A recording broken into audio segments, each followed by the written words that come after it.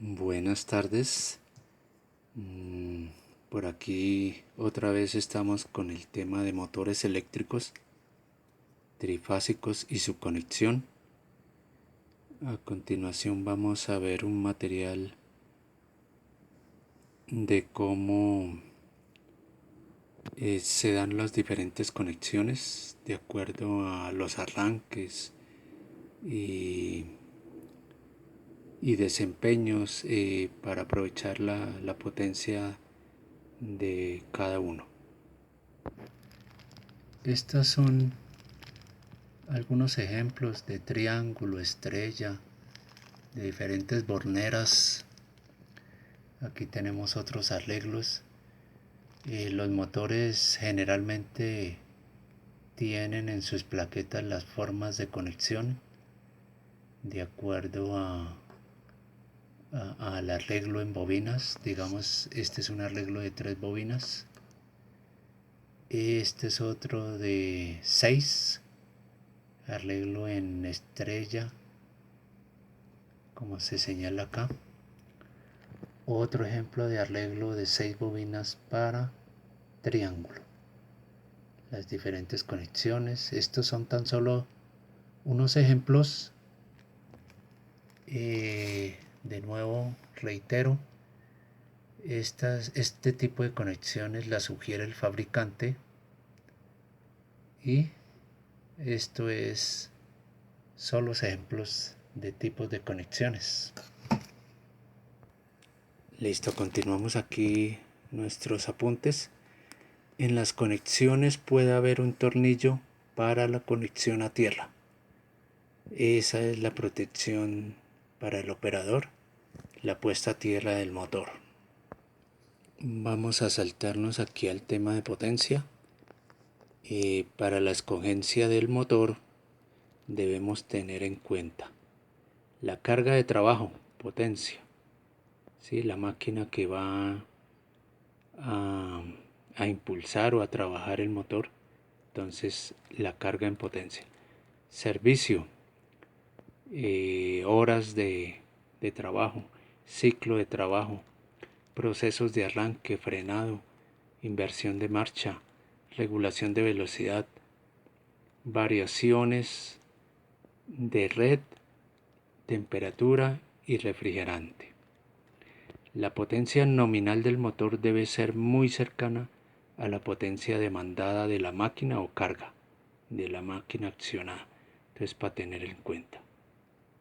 Entonces dice que si el motor está muy sobrado, se sucede una mayor corriente de arranque. Por tanto, se considera el uso de fusibles mayores y conductores más gruesos. Entonces, es antieconómico, por lo que el factor de potencia hace que baje el factor de potencia, por tanto baja el rendimiento del motor. Que si estuviera a plena carga, más o menos se considera entre 3/4 y el 1 o el 100% de la carga, esa potencia del motor, para que varíe muy poco el rendimiento. Entonces, para tener en cuenta, es importante que el motor esté entre 3/4 y el 100% de la carga. Listo. Veíamos en otros temas que el motor, en este caso hablamos de un motor, bueno, eléctrico, ¿no? Y toma de la red las siguientes potencias: potencia activa, potencia aparente y potencia reactiva. Estos temas ya los habíamos visto, entonces sin embargo vamos a recordarlos. Potencia activa se mide en vatios, potencia aparente en voltioamperios y potencia reactiva en voltioamperios reactivos. Aquí están las ecuaciones, ¿sí? donde tenemos todas las relaciones de las mismas. Entonces veíamos en un video anterior, circuitos 8, el tema de potencias. Entonces, para que se refieran a ese video, teníamos la potencia aparente, la potencia reactiva y la potencia activa. Entonces, para que hagan referencia a esos datos del video de circuitos 8, potencia, donde veíamos el triángulo de potencias relacionadas, la potencia aparente, potencia activa y la potencia reactiva. Veíamos un ángulo que corresponde al teta, ¿sí? Un ángulo que forman en esta situación, vemos la potencia aparente y la potencia activa, el ángulo teta, y hacíamos también el apunte de coseno de teta es el factor de potencia. Entonces, para no tener que retomar este tema que es algo extenso, entonces video de circuitos 8, ahí está todo este tema bien explicado, triángulo de potencias. Volviendo a nuestras notas, entonces para un motor la potencia activa está dada en vatios, la potencia aparente es igual a PS, dada por la ecuación que veíamos en ese despliegue de video circuitos 8, la potencia activa sobre coseno de teta, del ángulo que se forma, ¿no? Y la potencia reactiva es igual, dada por PQ, igual a la potencia activa por la tangente de ese mismo ángulo, donde apuntábamos que el factor de potencia es igual al coseno de teta. ¿Listo? Entonces, la relación de potencia activa y reactiva la podemos hacer a través de la tangente del ángulo, ¿no? Volvamos a nuestros apuntes. Entonces veíamos tangente de teta es igual a cateto opuesto sobre el cateto adyacente, se relaciona con tangente. Entonces, por eso la relación entre potencia activa y potencia aparente. Bueno, listo. También veíamos en videos anteriores que el rendimiento de un motor está dado en tanto por ciento, dado por la letra N, relacionado con esta ecuación. P, donde P es la potencia suministrada al eje del motor en vatios y la potencia en vatios es la que se señala en la plaqueta del motor, ¿no? Y por 100 para representarlo en porcentaje. Bueno, entonces ahí tenemos. Para motores trifásicos veíamos que la potencia aparente tiene este valor. Entonces vamos a verlo en el video que nos hace referencia a este tema. Entonces tenemos, para acordarnos, en circuitos 48, en el video de circuitos 48 hacíamos referencia a las potencias en cargas trifásicas equilibradas, que se supone que son motores conectados en estrella, en triángulo, disculpen, y en estrella. Entonces llegábamos a la conclusión que la potencia total activa está dada por este valor, igual para el sistema estrella. Estrella y triángulo llegamos a la misma conclusión. Entonces potencia activa. Por tanto, el triángulo de potencias está potencia activa, que ya la vimos arriba, potencia reactiva, dado en voltioamperios reactivos, y la potencia aparente, dada en voltiamperios. Entonces este es el triángulo de potencias. Entonces lo mismo, relacionados por el ángulo teta. Entonces es importante ver esos temas. En este caso es circuitos 48, potencia en cargas trifásicas equilibradas.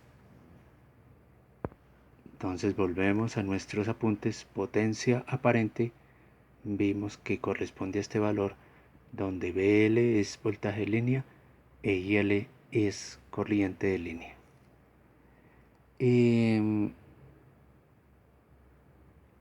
La corriente de estator dado por I sub E es igual a la corriente de línea.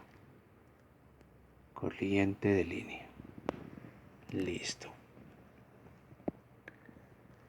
Y para sistemas monofásicos, a un motor monofásico, de igual manera, la corriente en el estator es la corriente I. Entonces, la potencia activa para el caso de motores monofásicos está dado por este valor, la potencia activa. Ya lo veíamos en el sistema de potencias monofásicas. De nuevo nuestros apuntes de circuitos 8 del triángulo de potencias: potencia aparente, potencia reactiva, potencia activa en sistemas monofásicos. Este es el sistema monofásico. Entonces, para que vuelvo y reitero, para que repasen o para que vean circuitos 8, video de circuitos 8, potencias monofásicas. Listo, seguimos aquí con nuestros apuntes: calentamiento y ventilación.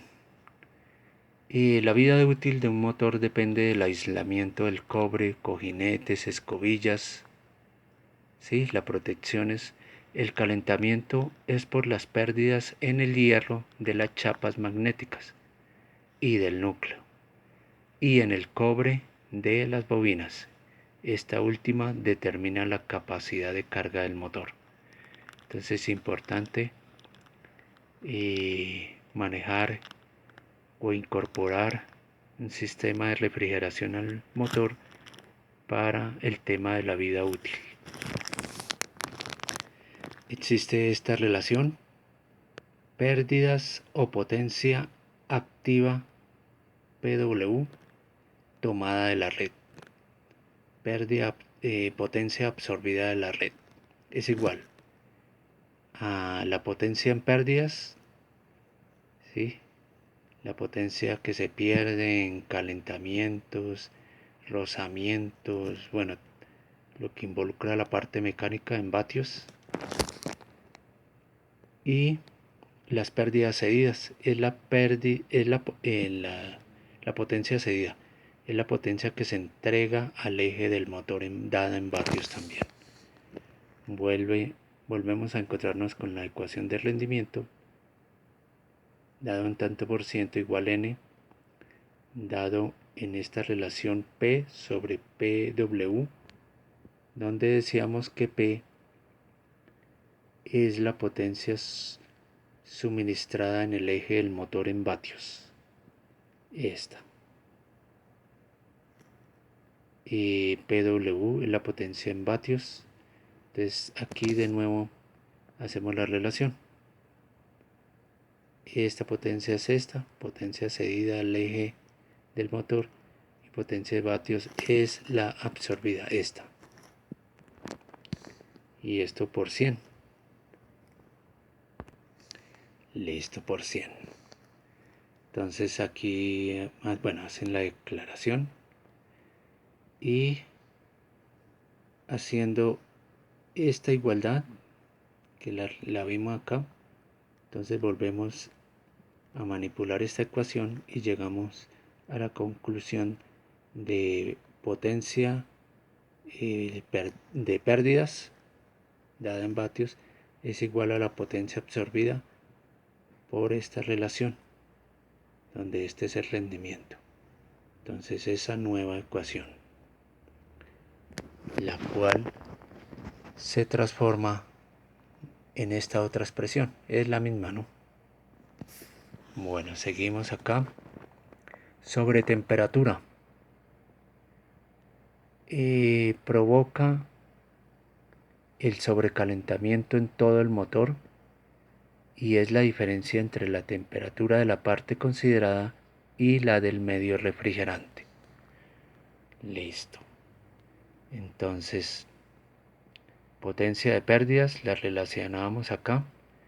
Esto, nace una relación, una ecuación de sobretemperatura dada en grados centígrados y relaciona las pérdidas o potencia activa dada en vatios tomada de la red sobre la capacidad de disipar calor dado en vatios por grado centígrado.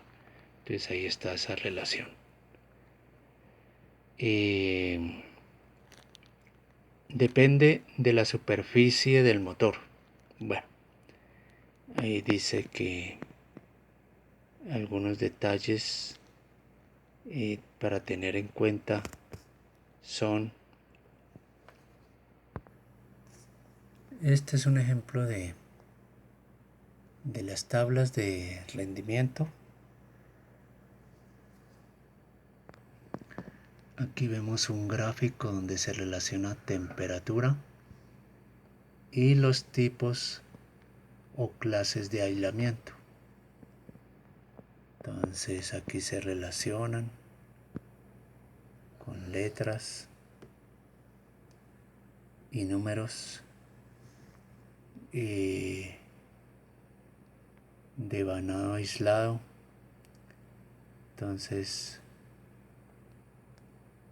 son sobre temperaturas límites en grados centígrados. Entonces es los valores de temperaturas de las diferentes partes del motor. Entonces aquí en la tabla vemos de acuerdo a la clase de aislamiento A, E, B. Bueno, es una tabla interesante. También vemos relacionadas temperatura máxima permanente admisible dada en grados centígrados, temperatura del medio refrigerante, se trata de esta,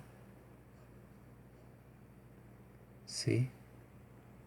Y la sobretemperatura límite, calentamiento en grados centígrados, esta franja.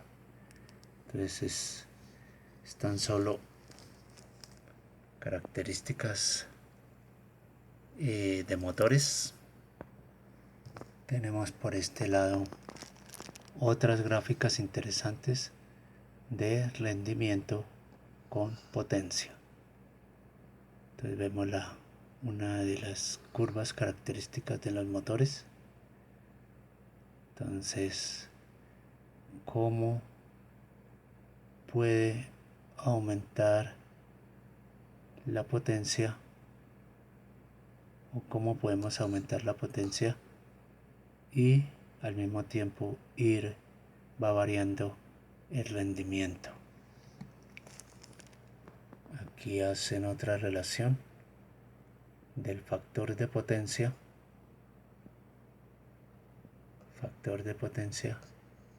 de nuevo con relación a la potencia del motor dada en vatios. curvas características. Sí, son generalidades de las curvas que nos vamos a encontrar, características de los motores para tener en cuenta y estudiar su rendimiento frente al factor de potencia, frente a la temperatura y bueno, es interesante el tema. En el siguiente video vamos a ver el rendimiento y factor de potencia. Entonces, acompañado de la compensación de potencias reactivas en motores trifásicos. Entonces por ahora, gracias.